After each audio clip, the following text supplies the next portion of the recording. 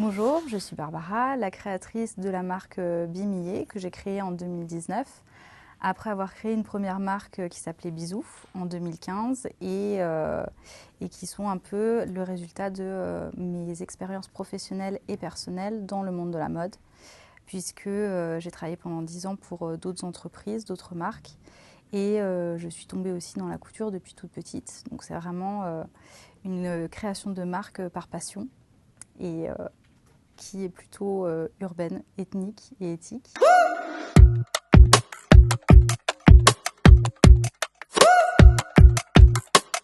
L'éco-responsabilité en entreprise, c'est pour moi un sujet qui est un peu compliqué parfois, parce que lorsqu'on est dans une logique de produire et surtout en textile, on sait qu'on est une des industries les plus polluantes au monde, il faut vraiment essayer d'avoir des partis pris petit à petit et en tout cas d'inscrire à chaque fois cette démarche-là le plus durablement possible finalement.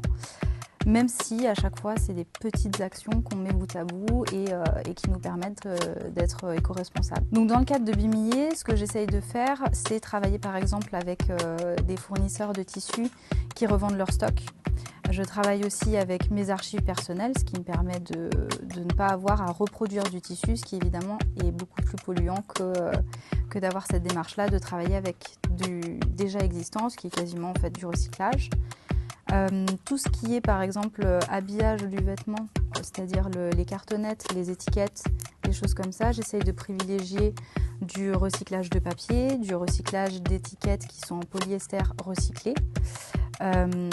Pour tout ce qui est fabrication de composants ou d'éléments un peu plus spécifiques, on va dire, je vais essayer pareil, soit de trouver des éléments qui sont déjà produits, donc que je vais prendre en stock, donc des stocks dormants, ou alors d'essayer de trouver des fabricants français pour m'inscrire aussi dans une logique d'essayer de réduire notre impact carbone par rapport à tout ce qui est lié à la production en fait.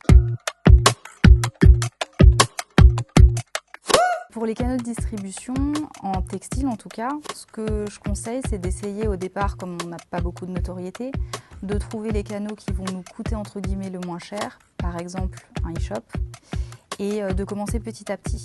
Et finalement, on va mettre en place, je trouve, en tout cas c'est l'expérience que je vois chez Bimillé, on va mettre en place une espèce de roue vertueuse, on va dire, qui petit à petit va nous amener à avoir des canaux de distribution qui sont de plus en plus larges. Donc commencer avec un e-shop, se faire connaître.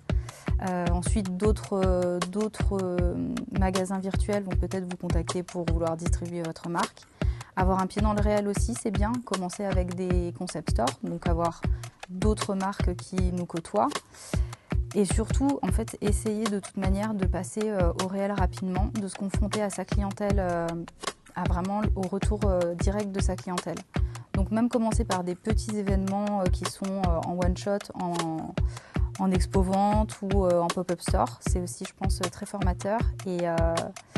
Et de petit à petit essayer de faire évoluer justement ces canaux de distribution, vraiment élargir nos options, tout en commençant en se disant je fais quelque chose de très cohérent et sans prendre trop de risques au niveau des enjeux financiers ou des choses comme ça. Vraiment, moi, le conseil pour lancer sa marque, c'est à commencer quelque chose et surtout être bien au clair sur ce qu'on veut diffuser. Après, tout suivra en fait. Mais vraiment de commencer aussi, de se dire il faut faire les choses, les faire de manière cohérente, donc réfléchir quand même à ce qu'on veut faire et ensuite vraiment sauter le pas et commencer. Et se dire on y va petit à petit et en fait ça ira au fur et à mesure et ça va le faire.